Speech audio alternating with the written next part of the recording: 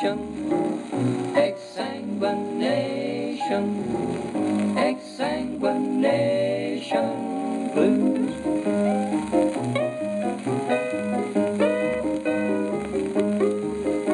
Now gather round, folks, and listen to me. Pay attention and you'll agree I got a story that's bound to make you weep. I always did hate like the dickens when I had to get up with the chickens. I'm a guy that really likes his sleep. Up till this year I managed to pass, never went to an 8 o'clock class. Why go to class if you like your sleeping better? But last September the worm she turned, a new kind of routine had to be learned, cause I became a bona fide bloodletter. Now I'm at the hospital way before 8, I have to get there and exsanguinate. I'll tell you folks, this life can get you down. Knowing the value of the acid base rarely ever tells you how to treat a case, but the chart's got to be right when the wheels make round. So you dash on the ward and check the yellow sheet, and written right down there plain and neat is every test they can think of for you to do. There's an FBS and a BSP, a BUNCANP, NAKCL, and CO2. You have a lot of calculations to make to figure out how much blood it'll take, and your answer comes out something like 100 cc. As if you didn't have no cause to act quick, some nurse is telling you to get on the stick. She's waiting to take your patient to EEG. But the thing guaranteed to make you sore is that you have to look on every floor before you find a syringe and a needle near the right size. Then you spend 10 minutes gouging for a vein. The patient's lying there racked with pain. For miles around you can hear his pitiful cries. But you finally get the blood and put it on the oil and head to the lab like it's gonna spoil, and by the clock you see you're done out of time. You go running down the hall, around the curve, the girl sees you and says, "You got your nerve, don't you see, boy, you done way past the deadline." Now you beg and plead and try to get her to take it, but she's got willpower and you can't shake it. She feels for sure that she's gonna get the last laugh. But a little smile comes over your face, cause you got a hole card and it's an ace. You tell her this is something special for the chief of staff.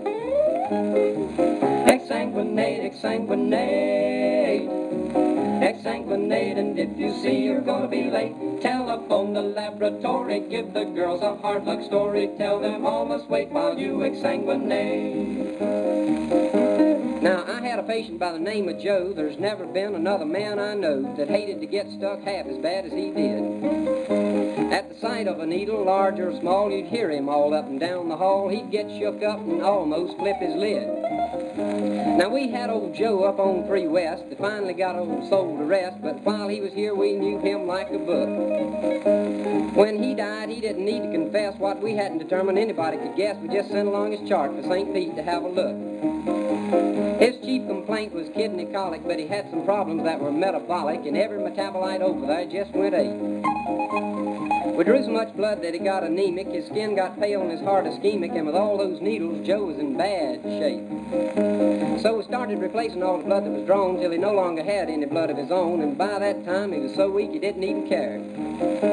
Then somebody said, well, why transfuse him? It'd be much simpler if you didn't use him, have the blood bank send it to the chemistry lab from there. For a while this plan worked out just fine. It was easy on Joe and it saved me time. Then the blood bank said we'd used all the blood they had.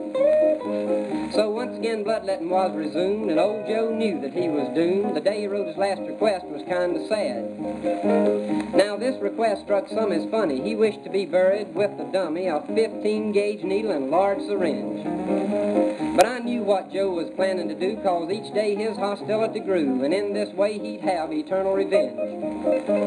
So he passed on to his salvation, direct result of exsanguination, but the wheels never would admit that he was in shock, cause the metabolites had shown their talents, and when he died in balance. As cause of death, they signed him out as a crock. His epitaph says, here lies old Joe. He should have lived a long time ago when folks didn't understand chemistry quite so well. Now, if you ever want to get yourself a fright, just go by old Joe's grave some night. You'll hear him laugh and that poor old dummy yell. Exsanguinate, exsanguinate, exsanguinate, and if you see you're gonna be late, telephone the laboratory, give the girls a hard luck story, tell them all must wait while you exsanguinate. You better draw that blood and get it down to the lab.